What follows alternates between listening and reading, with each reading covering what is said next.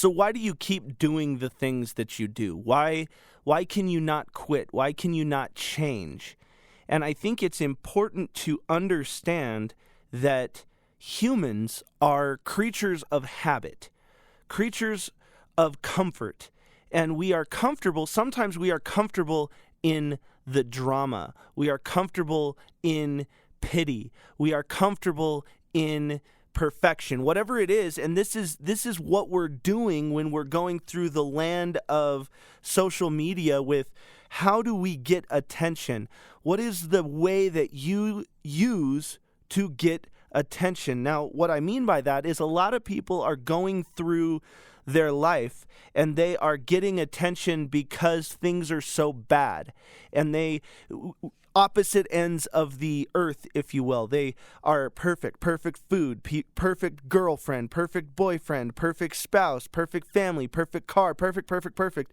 And because they get comfortable with everyone thinking that they are perfect, when something bad happens, they want to hide it. They get extremely scared. But the problem is when people are going through the other side of it, they're getting attention through pity. And what I like to call the plum party. They are poor little old me. PLOM, poor little old me. And so that means they're so used to saying, oh, my life sucks, I don't make enough money, my boyfriend hates me, my girlfriend hates me, my spouse hates me, my car doesn't work, blah, blah, blah, blah, blah. If something good then happens to them, they're scared to let people know. Why? Because their identity is broken. Their habit loop in their brain is broken. And so therefore we don't change because we get comfortable. We get comfortable in the madness. We get comfortable in the mess. But we get comfortable of what we think other people think about us. And, I'm here to say I have gotten I'm an insecure person. I think I'm a confident person, but I'm insecure. I'll tell you, it's hard being a creative. It's hard being someone who has these ideas, and then you put them out. You put time into them, energy into them, and all musicians, all real creatives are scared somewhere because we are our own worst critic.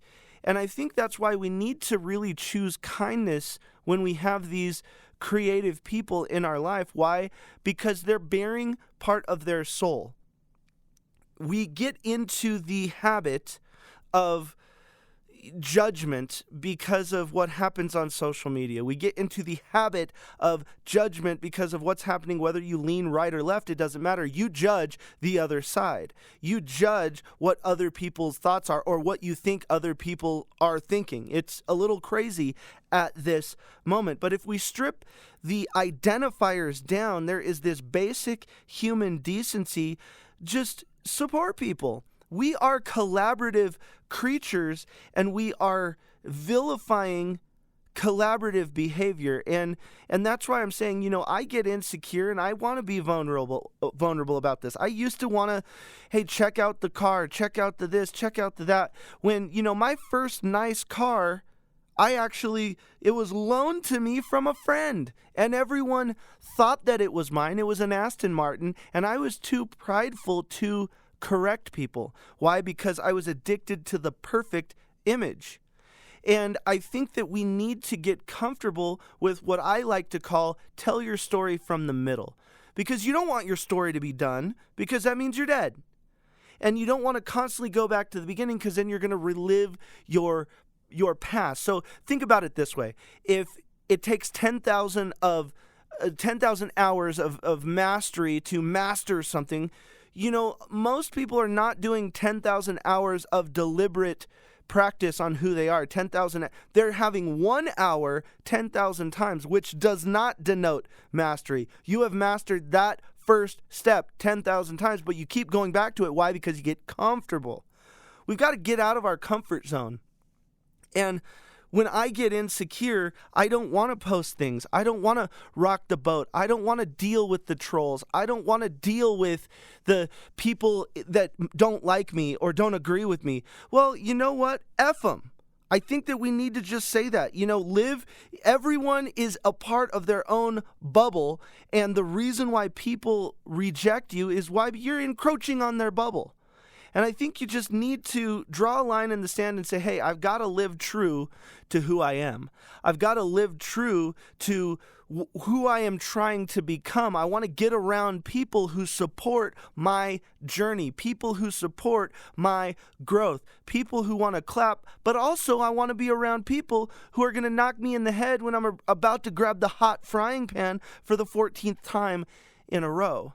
It's important to choose your circle carefully, starting with your spouse, starting with your significant other who is going to be your biggest catalyst on how you go through life and who you become in life. And so the moral of the story is when you get insecure, I don't know if I can do that.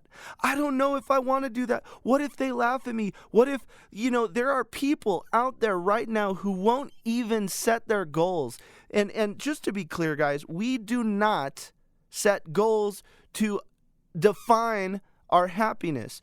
Your goals are not your identity. Just like, for instance, if you say, man, I am angry right now. No, you are not angry. You are doing angry. Emotions and feelings are something that you do, not something that you are. It is not your identity.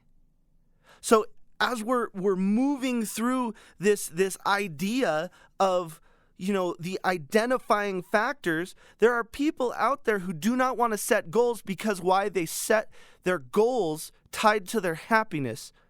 That's wrong. Your goals are just like roadmaps. They're like signposts. They're like the mile markers. They just let you know that you're on the right road. The only destination that we're all actually headed toward is death. And it's like Steve Jobs said, if you can look in the mirror and really realize that someday you're not going to be here, someday you're going to be dead, and then it all really doesn't matter. So why wait?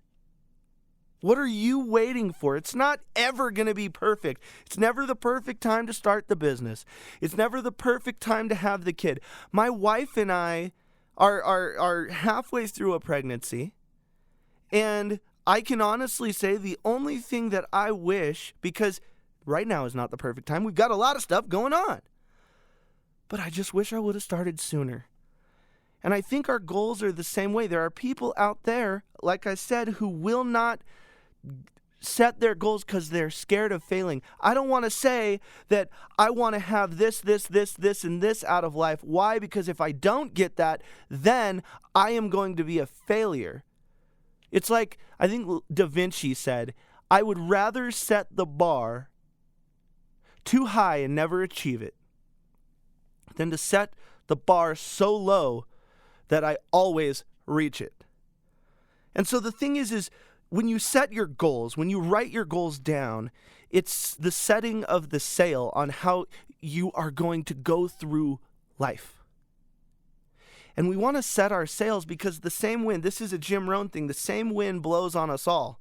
It's the setting of the sail that brings us in and pushes us and pulls us into our future. And like my good friend Hollywood, if you don't know who Hollywood is, you need to. I am DJ Wiseman on Instagram. Andre Jones is his real name. But I'll tell you, he has a concept on fear and faith, and he says if you're in fear, you are drifting. You're drifting through life. You're letting just kind of the current take you wherever it's going to go. But here's the thing. If you are sailing, you're sailing on a sea of faith. You have faith that it's going to work out. You have faith that you were destined for greatness. You have faith that you have seeds of greatness inside of you. You have faith that there is something greater that you can contribute to the world. You have faith that you have got this. You have faith. Drift is, if it's good, that's good. If it's bad, that's bad. It just kind of ebbs and flows. Now, don't be that person. Take a chance. And, sometimes I want you to know, doing this conference, it's extraordinarily scary. $40,000 food and beverage minimums and, yada yada yada. I mean, that's crazy. And I'm doing it. Why? Because I have faith that people are going to show up. Now, I'm not just in a field of dreams moment where I say, if I build it, they will come. I still need to put in work. I need to do advertising. I need to ask people to invite people. I need to have the conversation. One of the things I always say is you are one conversation away from changing the entire trajectory of your life. If you do not believe me, ask any person who has asked another person to marry them, and you tell me if that single conversation did not change their entire life. You tell me if Steve Jobs and Steve Wozniak did not have that conversation, if the world would look a little different without Apple. Conversations are everything. Conversations are families. Conversations are revolutions. Conversations are evolutions. Conversations are industry changers. Have as many conversations as you can, but don't just look at conversation as you need to agree with me. Look at conversation as I need insight. I want to see how you see the world. And so with this being said, I'm kind of talking about this because it is hard being someone who is a creator. And one of the things that I talk about is to live an exponential life. That's what the final percent is all about. You want to get to that exponential part of life. But what does that mean? To get to the exponential part of life, you have to find and identify your X potential. X potential. That is the variable inside of you. If you are Clark Kent, you got all them superpowers, but you're not allowed to be Superman. Why? Because you're scared of what people might think when you dress up in that suit. You're scared of what people might think when you fly. You're scared of what people might think when you catch the person at the last second before they go splat when they were falling from a building. Because everyone, this is what happens. Critics are everywhere, and people are going to say, well, why didn't you catch him sooner? Why is your suit blue? Why do you have a cape? Why do you wear glasses when you don't need them? It doesn't matter. You got to use your superpowers. You got to get around people who clap when you win, who clap when you try. You've got to get around people who want to see you fly. It's important to believe in yourself, but it starts usually, unfortunately, by believing in other people. So believe in someone today. Take a chance on someone today. I recently talked with Johnny King on his podcast called Becoming Kings. Excellent guy, by the way. Shout out Johnny. And go over, check out his podcast if you get a second. But I recently was talking to him about how people moving through life, people making the motions of life, people not taking a chance, they're going. Do you see how vague I just got? Greg, what are you talking about? It's intentional, because what are you talking about? When we were talking about that little voice inside of you that gets distracted by all the noise. That little voice inside of you that gets distracted and won't say, hey, can you hear me now? That little voice inside of you that says, hey, you should do that. Take the stage, take the microphone, sing your song, share your idea, get on stage, or no, go live on Instagram, share your story. Everyone has power. But you got to tap into it. And I know I'm getting a little ranty, preachy, whatever, but it's hard for people to be truly creative when we are not allowed to be, because we are so scared of judgment. And that's because we're taught that from such an early age. And I'm saying, if you do not agree with someone, all you're actually trying to do is say, can I see the world through their eyes? Why did they put this piece together? Instead of looking at a painting and saying, oh, well, that's crap, go, I wonder what they were thinking. How is this art? How is this? Blah, blah, blah, blah, blah. In the book, The Decision, and full disclosure, I have not read this book. My nephew, actually, he's 20, he's reading the book, and he said one of the things that Kevin Hart's family does is don't complain for 30 days. And if you do complain, it starts over. And this is everything like, gosh, this freaking meal is taking forever. That's a complaint. Start over.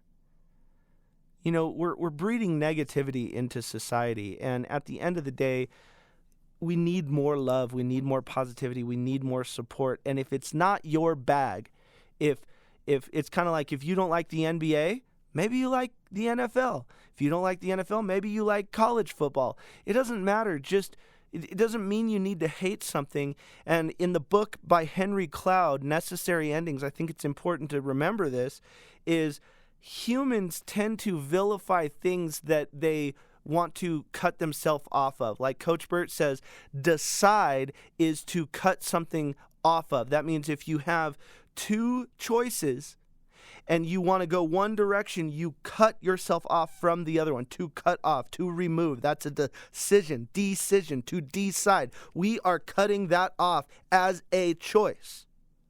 So the thing is when we have to decide and we go one direction, like, have you ever noticed that anybody who moves anywhere vilifies the place that they moved from? You know, and I did this when I moved from Phoenix. Oh, Phoenix sucks and it's too hot and it's this and blah, blah, blah. I had to vilify it. Why? To make it make sense to me, not other people. The people already loved Denver or didn't care when I got to Denver, but I'm sitting here vilifying Phoenix. Why? Because I needed to justify my choice. Have you ever noticed that when a husband and a wife leave each other, the wife vilifies the husband vilifies the wife? Well, they're both right. There's a reason they shouldn't be together anymore. And so these are the things that we struggle with. Why? Because we have to bring so much negativity in when we decide to go a certain route. The thing is just let it be a choice. Let your direction be your direction. Let someone else's direction be their direction. But you don't need to control someone else. Let your idea be known. Use your voice. And if they don't want to go down your path, that's cool. Leave them alone. So the thing that I want to just do is, as we're going through life and we're wondering, why in the heck do we do that? Why am I such a habitual creature? Find pattern interrupts. Find habit loop breakers. You know, the Wolf of Wall Street had boom boom sticks. These are things that smell a very specific way. And when he would get a certain thing, he would close a big deal. He would put a boom boom stick up his nose so that he could, at a moment's notice, get back into what's called a state change, so that when he wants to go into a meeting and he wants to close another big deal, he'll use that smell to get him into that state that happened after he closed a $10 million deal. So he's in that same state when he walks into the next deal. That's a state change. That's a habit interrupt. So whether you are chewing your nails, whether you're addicted to cigarettes, whether you're addicted to anything, or you're just trying to change, or you're trying to make a decision, don't wait until you have to vilify wherever you're at. If you're trying to change a job, don't sit there and try to vilify it to where you have to go tell everybody, my boss is this, the toxic work environment, I need to cleanse that out of my life, blah, blah, blah, blah, blah, when all you actually need is, you just need to change. You need to go a different direction, and that's okay. Don't get into the vilification process that brings so much negativity into your life. So, I'll end here, but the idea of the habit that we get into, are you comfortable in drama? When you get bored, do you just start some stuff? You know what I mean?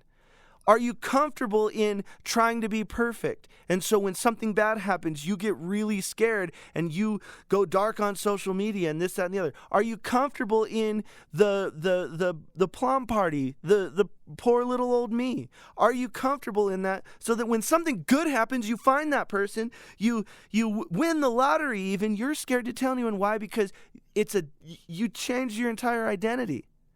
The fact of the matter is there's dark and light in everyone. There's dark and light in every life. And we're going to go through ups. We're going to go through downs. It goes back to that saying, the peaks don't mean nearly as much without the valleys. And, let's leave with this. If you look at the very top of a mountain, how many trees are up there? I want you to Google this. If you get a chance, Google mountaintop, mountain peak. How come when you say mountain, you do mountain? Anyway, all right, I digress. But Google it, and you tell me how many trees are at the top of the mountain. There's none. Tell me how many trees are at the bottom. Tell me Tell me how many rivers are at the bottom. Tell me how many lakes are at the bottom. It's because that's where all the growth is. So the next time you're in a valley, what I want you to do is I want you to say, I'm not going through it down. I'm not going through it down. I'm just getting some growth. I'm just in a growth phase. That's what happens when you're in the quote-unquote valley. Valley of the Sun, Boulder Valley. Valleys are good. Valleys get you perspective, just like that is the reason you go to the peak. We go to the top of the mountain. We go to the mountaintop. Why? We want a view. It's just a change of perspective. So when people say, see you at the top, they're just there for a season. They're there for a reason. That's not where anybody lives at the top, because all of us go through ups and downs, and that's okay. It's just perspective. It's a perspective change. So don't let your location, don't let your feelings, don't let all of these things become your identity, because then we tend to want to stay there forever, for better or worse, and usually it's both. So the thing is be very careful and very deliberate on what you let become your identity. And so make just some choices that change these habit loops. I know I've been a little all over the place, but hey, it's my podcast, right? I'm just sharing what's on my heart, sharing what's in my head, and I hope that it's helping you in any way. So, let's just have some fun. Come see us at the Final Percent. If you're not a part of the Final Percent network yet, it's a Facebook group, like-minded people. We've got about 400 people in there right now. So come join us there. If you haven't been to thefinalpercent.com, please do so. And then, of course, September 24th, 25th, 26th, we are going to do an incredible conference. General admission is on the 25th and the 26th. I hope to see you there. It is going to be a life-changing event. So anyway, thank you so much for letting me share a few things. Comment. Let me know your thoughts, good or bad, good and bad, whatever. But let's just build the community, engage, debate, have fun, and actually have an exchange of ideas with one another and start that collaborative environment. So thank you very much. And this has been The Final Percent.